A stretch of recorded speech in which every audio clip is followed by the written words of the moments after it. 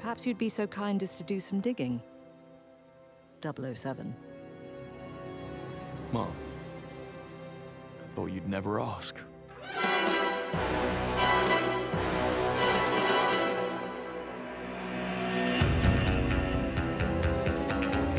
Wow. Okay. Hey. All right.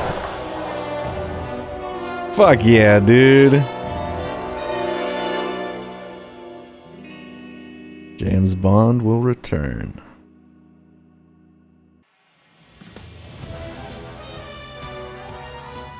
Wow, okay, that was 007 First Light by IO Interactive. It's time for... Oh my god. It's time for final thoughts. And I think I'm gonna have to cut out all the audio because that is straight up the 007 theme, and I imagine I'm going to get copyright struck to all hell. Okay, 007 First Light. Did I enjoy it? Did I like it? Well, I'm sure you can tell by the sound of my voice that something is not entirely right with this game. I did enjoy the game. It was fun. I wish I could say I loved it. I wish I could say it was very fun. I wish I could say I had a blast with it. Unfortunately, I can't. It is simply it was simply fun. I had fun. It took a while for me to finally understand this game because I went into this thinking, oh, Hitman guys are going to make 007, so it's going to be a James Bond themed Hitman game.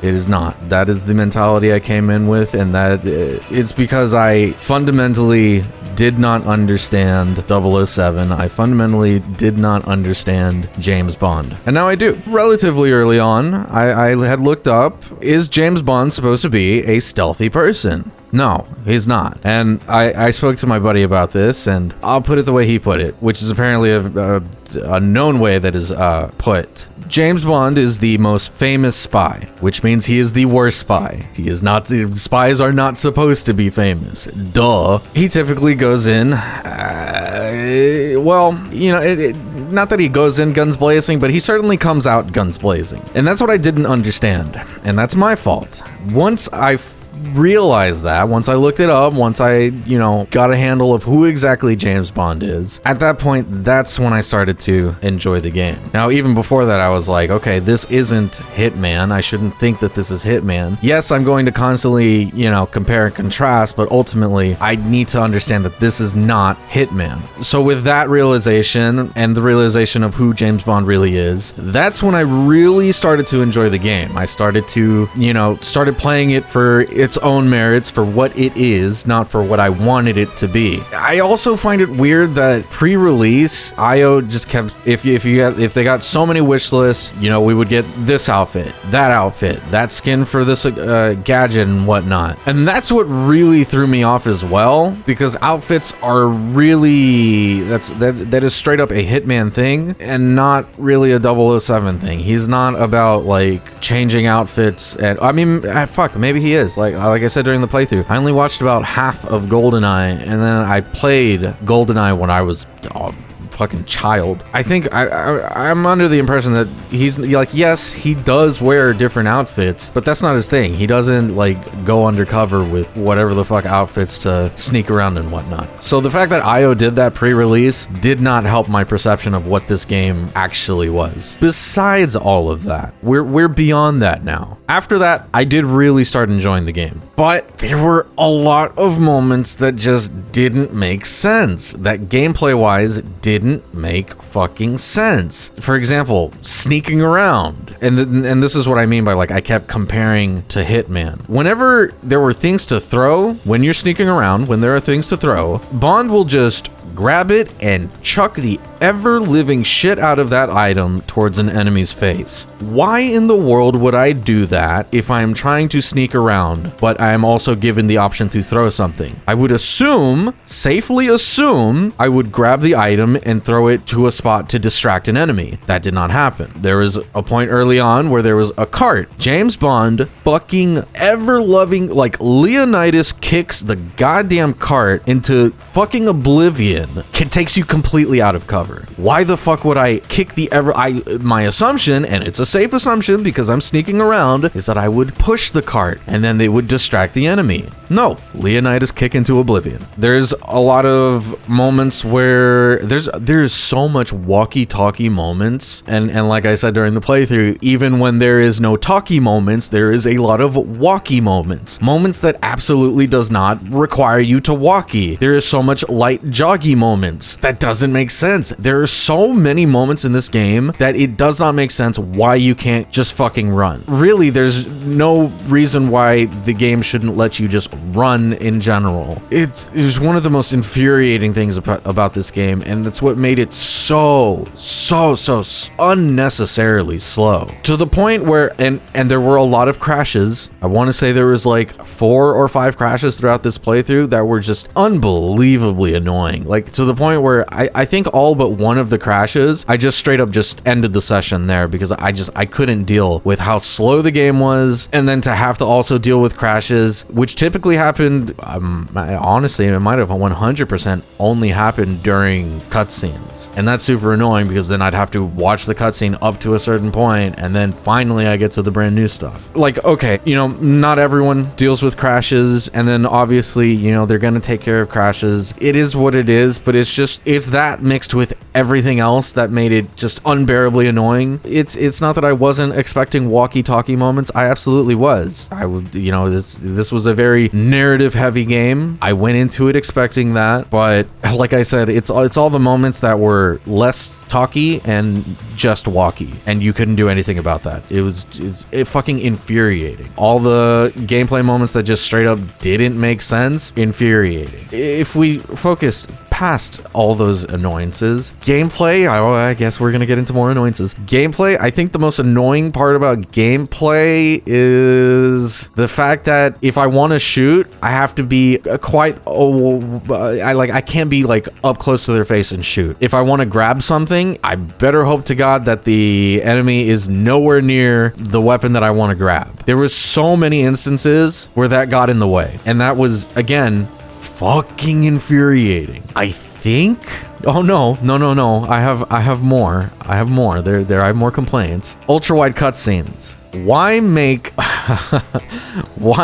an ultra wide game have the cutscenes be ultra wide? Because those are ultra wide cutscenes. If you're playing on a 16:9 monitor, those cutscenes have black bars on the top and bottom. Those are ultra wide cutscenes. If you are playing on an ultra wide monitor, not only do you get those black bars on the top and bottom, you also have the thing is just letterboxed. So literally everything around it is black.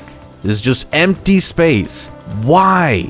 I understand it on a 16:9 screen that you want to make it as cinematic as possible. Okay, fine. Then you have the black bars on the top and bottom. You have that cinematic look with the ultra wide. But if you're playing on an ultra wide fucking monitor, do not make the cutscenes into a letterbox. So fucking infuriating. I realize that they tried to blend in the cutscenes and transition into gameplay as smoothly as possible. That's kind of ultimately ruined when you do the black bars on the top and bottom, and I'm specifically talking about 16:9. It doesn't really work when you're very specific, like you're very clearly indicating, hey, this is a cutscene. Oh, we're removing the black bars.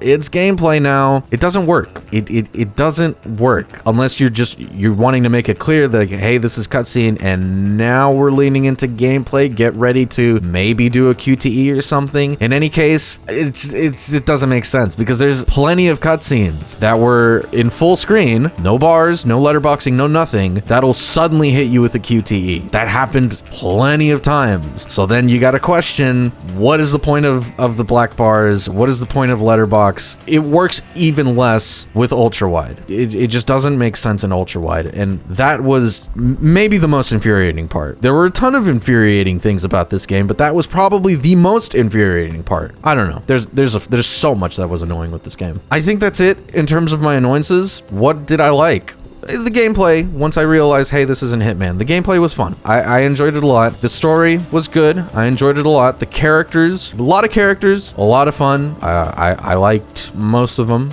the important ones. I think all the important ones were either likable or enjoyable in one way or another, like both on the hero side, the villain side, and everything in between. It's all good. I guess I'm really content because I was a little afraid of how this story was going to go, considering how young James Bond was, which might be accurate to the book. I swear the novels, he was no, he might have been like 30s, I think. I could have sworn he was like in his 30s in the novel. So in this case, I believe he said he was 26. That's really young. And I was kind of worried, like, okay. And on top of that, like his looks as well, he's very much a pretty boy and not like a suave gentleman. So I was afraid of how they were gonna take Bond. He's an extremely likable person, which is good. He's supposed to be. But even like as a super young guy, he's still suave, not as suave as an older Bond, but still suave. And he's very much James Bond, and I'm very happy about that. Like I said, I was very surprised. Well, like I said in the playthrough, I was very surprised they gave him that ugly scar. But that's good. I mean, it's whatever. It gives that specific Bond a little more character, I suppose. Onto the music was good. It was serviceable. There's nothing in particular that I could point out, and not that I really expected it with this type of game. You know what? There is one more annoyance. In general, graphics, it's weird. It's kind of all over the place. The people, for the most part, look good. The important ones are like in cutscenes. The characters look good. Outside of cutscenes, the characters looked better than they did in Hitman, at least. I feel like. The world itself, there were many moments where the world looks extremely beautiful, and then there were a lot of moments where the game just does not look good whatsoever. Particularly the cutscene with Bond and Isola on the boat. Ooh, that was rough. Literally everything that wasn't contained on the boat looked fucking horrendous. Genuinely, like, laughably bad. For whatever reason, IO Interactive decided, hey, let's release the game without ray tracing. I think that was a horrendous idea. This is first and foremost a single player narrative driven game. If you buy 007 First Light, you're buying it for the campaign, not for Tax Sim. I don't know how much they're going to support Tax Sim. I haven't played Tax Sim, so that's not going to be mentioned whatsoever in my final thoughts. I will play Tax Sim, but this is just not what we're talking about right now. 007 First Light is first and foremost a campaign game. If you buy the game, you are buying it for the campaign. So why in the world would they release the game with a relatively large feature that would make the game look, depending on how it's implemented, it could make the game look infinitely better. Ray tracing nowadays can be done extremely well, and high-end graphics cards can deal with it. I have a 5080 now. I want to utilize the power of a 5080. I want to utilize DLSS frame gen. Give me all the options to push my card to its absolute limits. It didn't do that.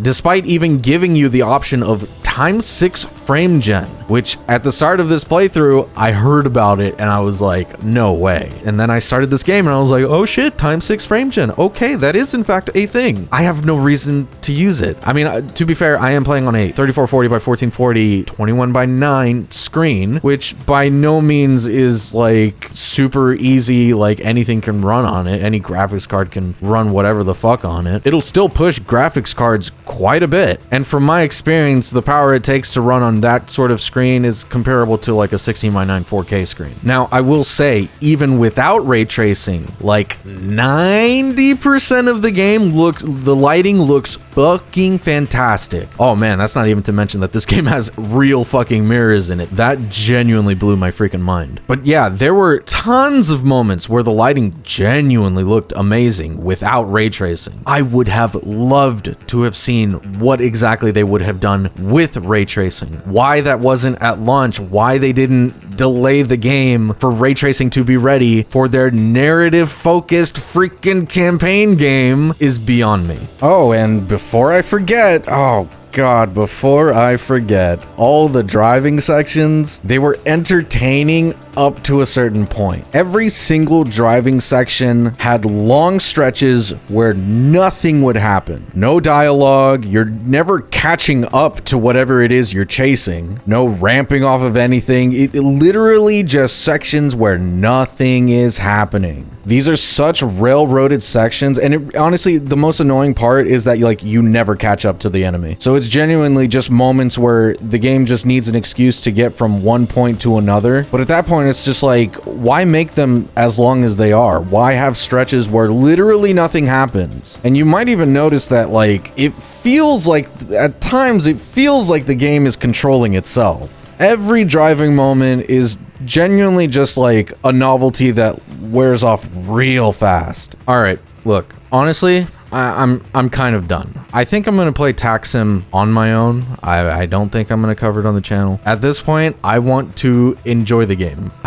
And not to say that I didn't. I did enjoy the game, but there were a lot of fucking annoyances, a lot of questionable decisions. And I think Taxim is gonna kind of alleviate that, since that's, I'm assuming, it'll be like Hitman, where you just go in, you're sort of replaying sections, or you're put into like certain scenarios. I'm assuming it's just a bunch of campaign scenarios that you go in and then you just replay it and then do the same situation, but just perform it differently. That's my assumption. If that's not the case, well, then I'm going to be a little bit disappointed. So ultimately, I think that'll probably give me a much more positive impression on 007 First Light. And I hate to even mention it within final thoughts, because I'm kind of assuming things that, I really shouldn't be assuming. Ultimately, how do I feel about 007 First Light? I enjoyed it. Yes, I would recommend people go out and play it. The campaign was fun. Again, there's just a lot of questionable decisions, but ultimately, I did enjoy it. Campaign was fun. I do recommend people buy it, not at full price, maybe not even at 50% off, maybe less than that. I say if you get a really good deal on the game, then go for it. It is a fun game.